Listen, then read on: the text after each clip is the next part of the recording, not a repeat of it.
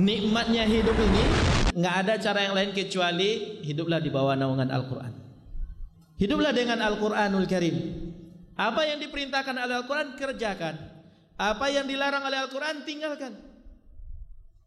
Apa yang disuruh oleh Allah Subhanahu wa taala laksanakan semampu kita. Dan apa yang dilarang dimurkai oleh Allah Subhanahu wa taala tinggalkan. Dengan itu nanti kita akan bisa menikmati kehidupan ini. Hiduplah dengan Al-Quran. Sebagai buktinya bacalah Al-Quranul Karim. Kalau seorang muslim itu jujur mengatakan Al-Quran itu adalah merupakan petunjuknya yang akan mengantarkan dia kepada Allah Subhanahu wa taala, pasti kehidupan dia akan sesuai dengan yang digariskan oleh Al-Quran.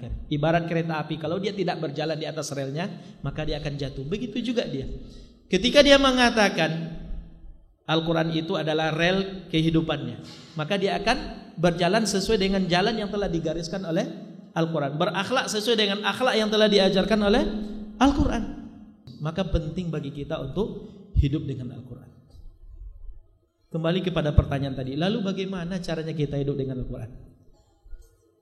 Caranya hidup dengan Al-Quran tiada lain tiada bukan kita baca Al-Quran, kita pahami Al-Quran, kita amalkan Al-Quran, dan kita sebarkan Al-Quran.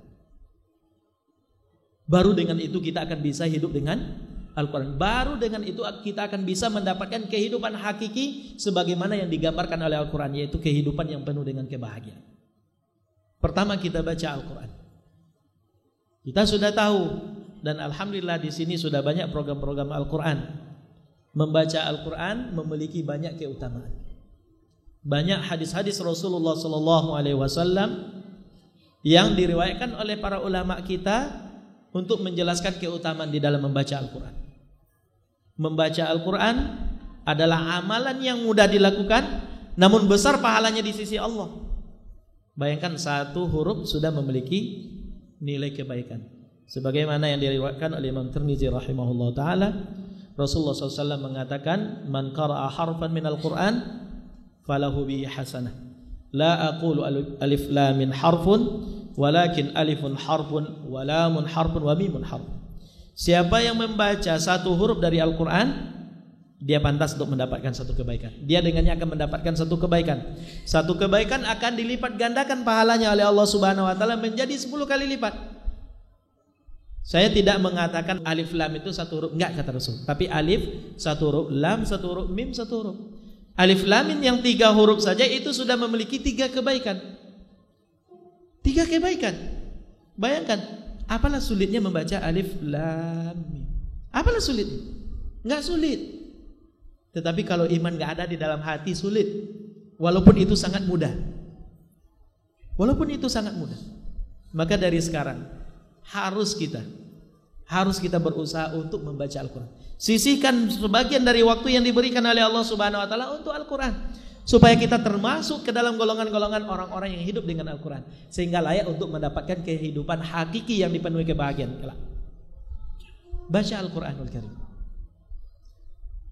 Amalan yang mudah, tidak membutuhkan modal, biaya seperti naik haji, berzakat dan lain-lainnya, tetapi memiliki pahala dan keutamaan yang besar di sisi Allah Subhanahu wa taala. Kita memiliki waktu yang banyak diberikan oleh Allah. Tapi pernahkah kita menyadari waktu itu adalah amanah? Waktu itu adalah merupakan nikmat yang akan ditanya oleh Allah dan diminta pertanggungjawabannya. Bahkan di antara 4 pertanyaan yang akan dikemukakan kepada seseorang, 2-nya berkaitan dengan waktu. Maka hendaklah kita, mudah-mudahan di saat kita ditanya tentang kemana umur yang diberikan, kemana masa muda dihabiskan, mudah-mudahan kita bisa menjawabnya. Di antaranya adalah kita mempergunakannya dengan Al-Quran, memberikan perhatian kepada Al-Quran, sehingga Al-Quran itu nanti yang akan memberikan syafaat bagi kita. Itu yang kita harapkan. Namun untuk mendapatkan itu tiada lain, hendaklah kita memberikan perhatian terhadap Al-Quran, di antara pertama dengan membacanya. Hiduplah dengan Al-Quran. Sebagai buktinya bacalah Al-Quranul Karim.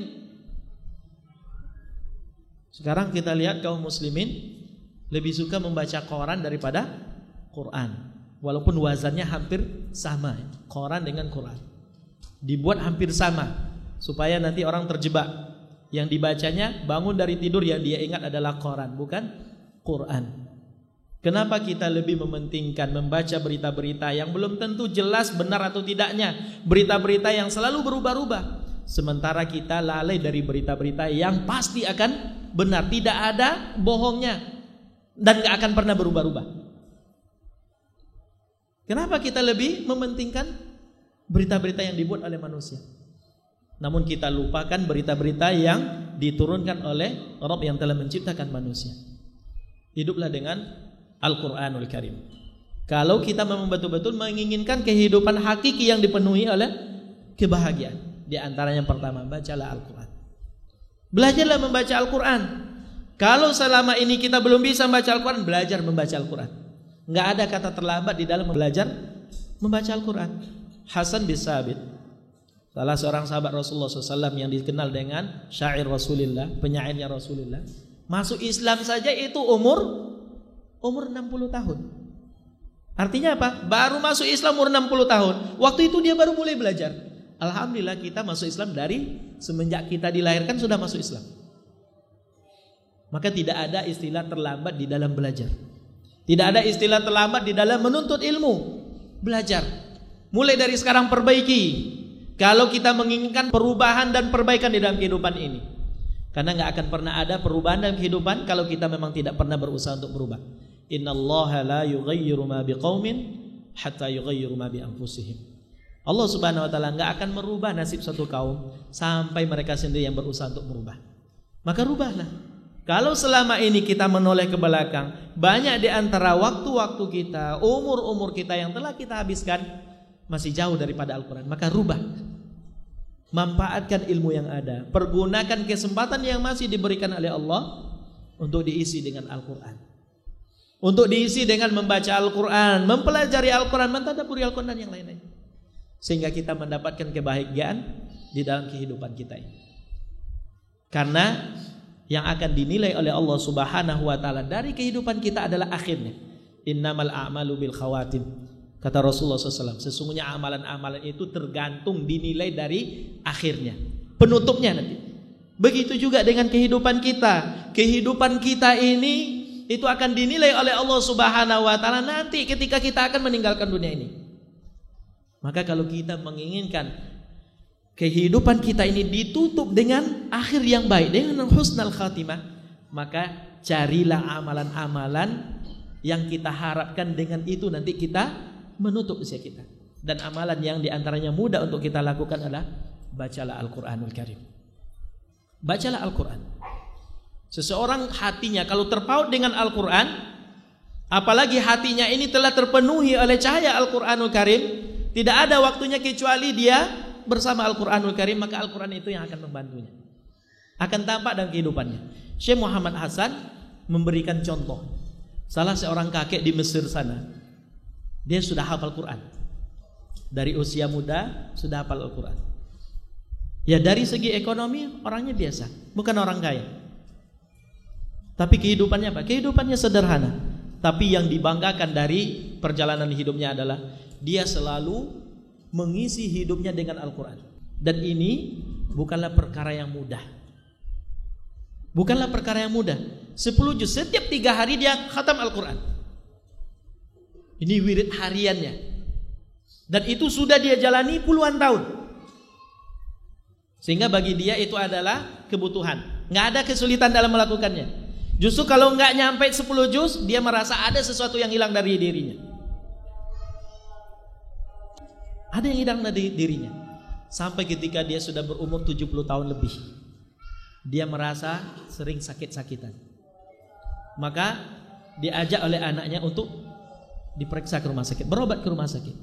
Maka ketika diadakan diagnosa, maka didapatkanlah rupanya dia mendapatkan ada tumor di kepalanya. Yang mau tidak mau harus dioperasi. Dan konsekuensi daripada operasi ini, dia akan kehilangan ingatan. Maka ketika diberitahukan kepada dia mengatakan inna lillahi wa inna ilaihi rajiun. Allahumma ajurni fi musibati wa khuluq li khairan minha. Ya Allah, beri aku pahala terhadap musibah yang aku dapatkan ya Allah, dan berilah aku ganti yang lebih baik dari itu. Maka dia katakan khair insyaallah. Ya baik, tidak masalah insyaallah. Lalu bagaimana Pak Dokter? Ini harus dioperasi Pak. Berapa waktu yang dibutuhkan? Ya sekitar 7 atau 8 jam. Inna lillahi wa inna ilaihi raji'un. Ini yang keluar dari mulutnya. Di saat itulah dia mulai menangis. Mulai menangis. Dokter-dokter yang hadir waktu itu berkata, kenapa Bapak menangis? Kenapa Bapak menangis? Saya insya Allah masih ada harapan Pak. Jadi dihibur oleh dokter tadi. Insya Allah masih ada harapan Pak.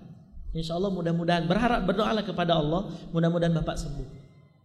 Beliau mengatakan, saya menangis bukan karena saya takut mati.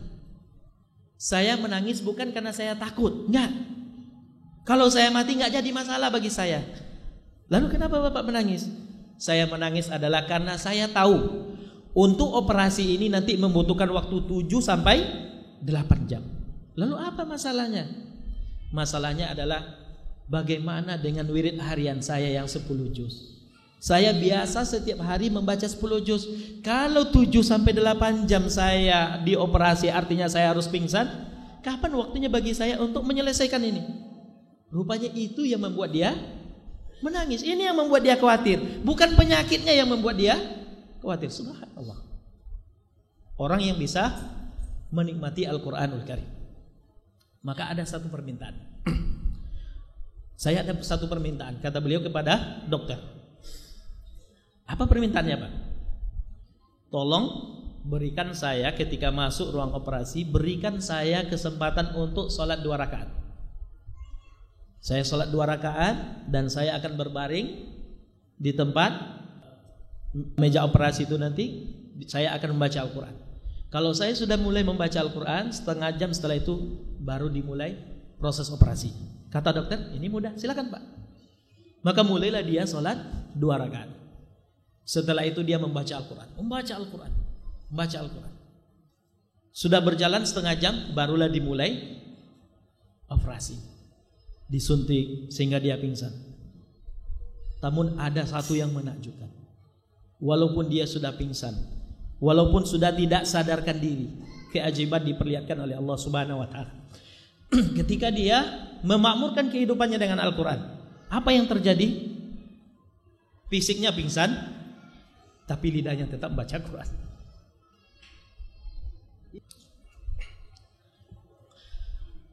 Fisiknya pingsan, tetapi lidahnya membaca Al-Quranul Karim. Maka ini menunjukkan apa?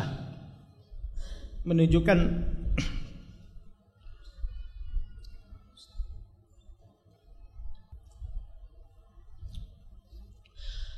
hati yang selama ini disinari oleh Al-Quranul Karim.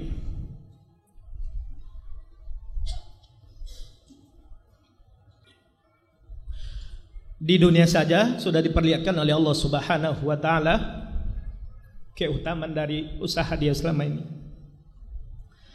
Walaupun dia hidup tidak sadarkan diri, tapi Allah Subhanahu wa taala gerakkan hatinya untuk tetap membaca Al-Quranul Karim, untuk membaca kalamullah, untuk membaca kalamullah. Maka kaum muslimin rahimani wa rahimakumullah, enggak ada orang yang melakukan seperti ini kecuali mereka-mereka yang telah memberikan perhatian yang besar terhadap Al-Quranul Karim.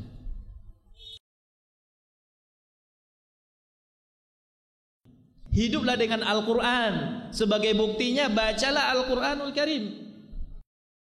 لبيك اللهم لبيك لبيك لا شريك لك لبيك إن الحمد والنعمة لك الملك لا شريك لك لبيك اللهم لبيك لبيك لا شريك لك لبيك إن الحمد والنعمة لك الملك لا شريك لك لبيك اللهم لبيك لبيك لا شريك لك لبيك إن الحمد والنعمة لك الملك لا شريك لك. Gak ada cara yang lain kecuali hiduplah di bawah naungan Al-Quran.